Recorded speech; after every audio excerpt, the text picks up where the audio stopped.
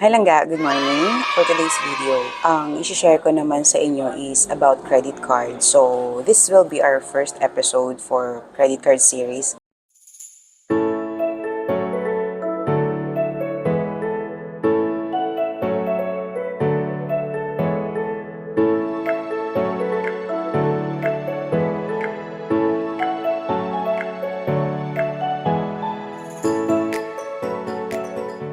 So, this will be our first episode for the credit card series, no? Kasi most of our langga is not knowledgeable or hindi pa ganun ka-aware kung ano yung credit card. So, first na langga, I'll show you the difference, no? Kung ano yung credit card versus debit card. Yung debit card, ito yung ini-issue kapag mag-open ka ng account sa bank, preferred bank mo. So, normally makikita mo na ano siya. Ito, tatakpan ko lang Ito. Ito. Kikita ba? Yan. My debit card. Pag debit card, ibig sabihin, link siya sa account mo, savings account or current account, checking account. Current and checking is isa lang yun. Ito sa walang nakalagay na debit siya, pero ATM. So, nakalink siya sa account mo. So, ibig sabihin, debit card siya. And ito, BDO. Kabayan savings. Wala ako nung regular ng BDO eh. So, BPI, yan. So, in short, malalaman mo, ma-identify mo which is which. Kasi yung iba, di ba, madaming cards. So, ma-identify mo which is savings or credit kasi may nakalagay sa face ng card. When I say face, sa harap mismo. Dito yon sa harap. And then, for credit card naman, normally, yung credit card is, in short, the utang card. So, the difference between the two is yung debit card, kung gaano kalaki yung savings mo or kung gaano kalaki yung deposit mo o nilagay mo dun sa account na yun din ang maximum amount na pwede mong i-withdraw or pwede mong magamit using that card. Don't get confused when I say na yun yung maximum amount, hindi siya yung one-time transaction, ganyan. Ang ibig ko sabihin, yung pwede mong makuha sa card na yun. Okay, so for the credit card, may limit siya. So, ang nag-a-assign ng limit na yon is the bank. So, may instance na ikaw mag-a-assign. Later, I'll discuss kung ano yung type of credit card na yon. Okay? So, normally, sa credit card, ang nag-a-assign ng limit mo is the bank or the credit card company. Ito, example, the Security Bank. You'll see kung anong type of card siya. Clear ba? Yan. Sorry, I'll have to cover the card number ha. Ayan, makikita mo kung anong type of card. For HSBC, ayan, red. Ito, type of card siya. So, HSBC red. Ito, for the Citibank, kailangan ko i-cover, be. Ayan, simplicity. Ito yung kilala na zero annual fee for life.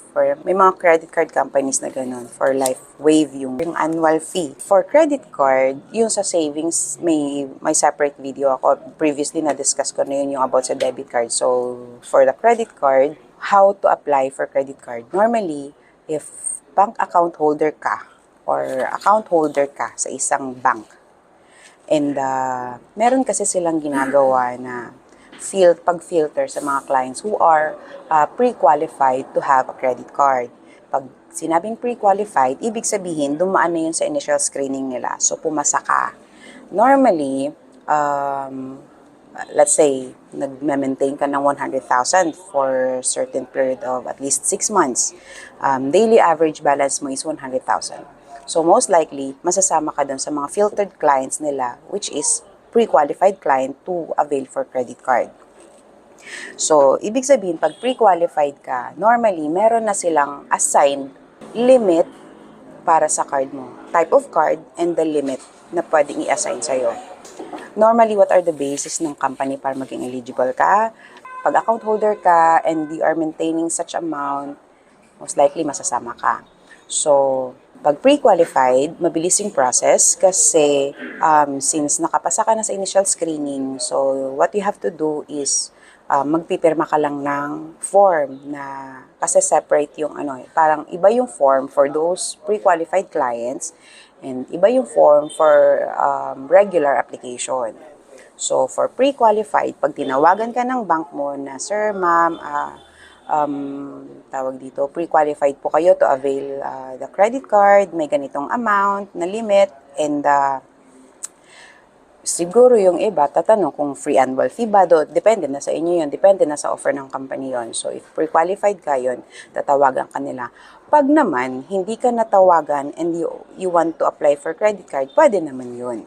And account holder ka pa, no? For pre-qualified muna, and natawagan ka, yun, pipirma ka na lang ng form. And then, babalik mo sa kanila, and then, ipaprocess na nila yon.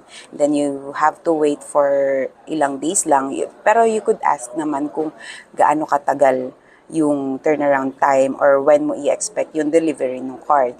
Paano naman if account holder ka, but hindi ka nakaka-maintain ng certain amount?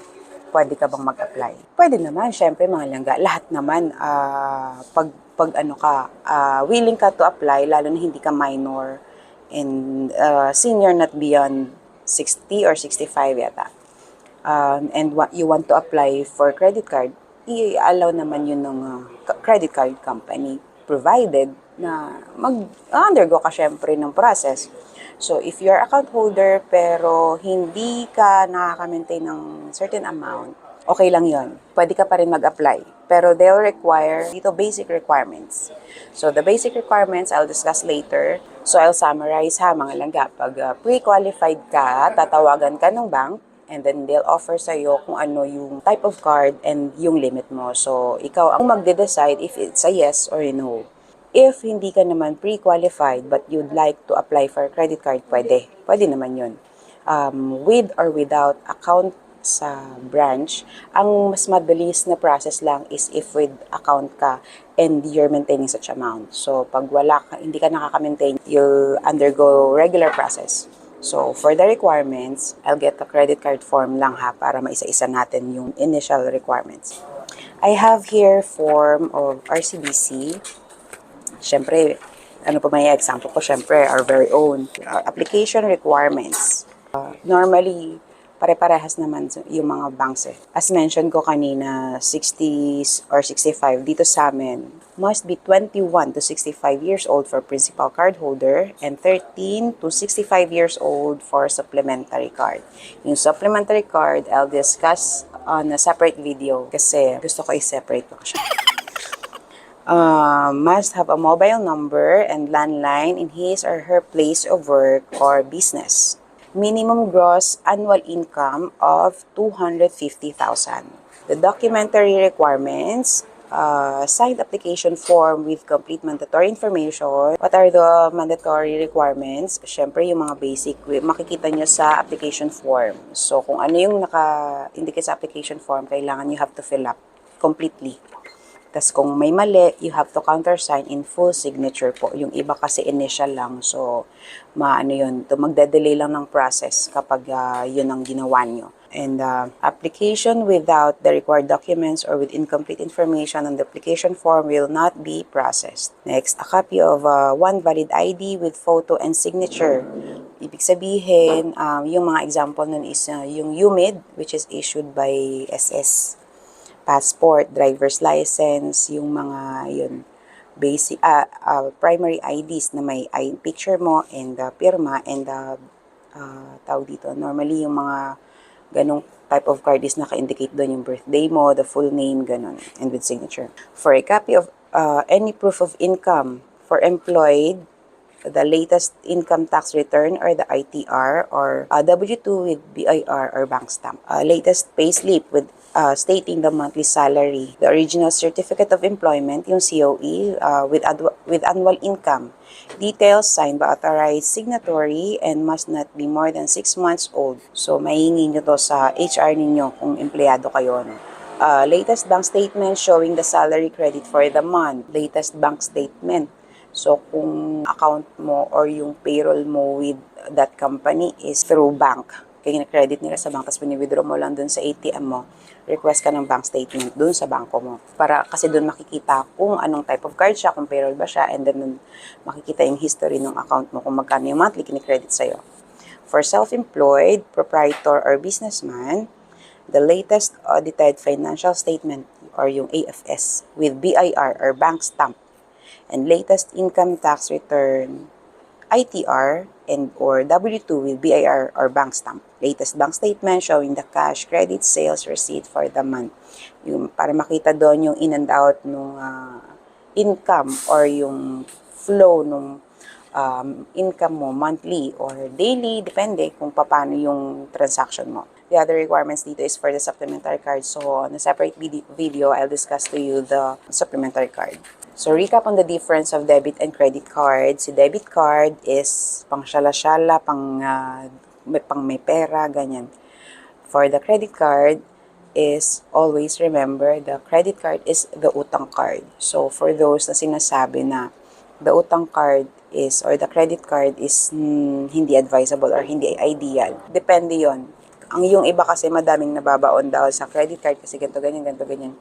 Siguro kasi nagagamit nila without knowing the basics of the credit card. Syempre, kapag kumaskas ka, automatically, liability yon. So, kailangan mo siyang isettle. So, on a separate video then, since series naman tong about sa credit card natin, I'll discuss with you kung paano yung tamang paggamit at tamang monitoring sa credit card mo. Paano naman pala kung account holder ka but hindi ka nakaka-maintain ng certain amount pero kailangan mo ng credit card. Normally, kaya nangyayari yon kasi mag-iibang bansa, ganong cases. So, pwede ka ba mag-apply ng credit card and nakukuha agad-agad, ganito, ganyan? Yes, pwede mga alaga. Of course, pwede. Pwede. If you want na mas mabilis yung process, mabibigyan ka ng amount na gusto mong limit, pwede yon. Ang tawag doon is secured credit card. Anong ibig sabihin kapag secured credit card? Pag secured credit card, mabilis yung process, but kailangan mong may kabangga siya na savings account na nakahold lang sa bangko. Ibig sabihin, hindi siya gagalawin, hindi siya babawasan. Yung account na yon at yung amount na yon is nakabangga lang doon sa credit card mo. Secured ang tawag doon. Kasi ibig sabihin, whenever na hindi ka makabayad or anong mangyari, ganyan, ayun na yung ni bank na ibig sabihin, mababayaran mo yung credit card na inisyo sa'yo. Normally, 80% to 90% yung credit card limit na ialat or i-assign ng credit card company sa'yo, depende sa deposit na ilalagay mo. Let's say, nag-deposit ka or gusto mo i-secure yung 100,000. For the 100,000, it's either 80,000 or 90,000 yung magiging credit card limit mo. So, 80% to 90% ng dineposit mo, yung magiging limit ng credit card na i-issue ni bank sa'yo. So, normally, in a week, papa-expedite mo, request ka dun sa bank na for expedite kasi aalis ka na ganito, ganyan. So, mabilis yung process nun.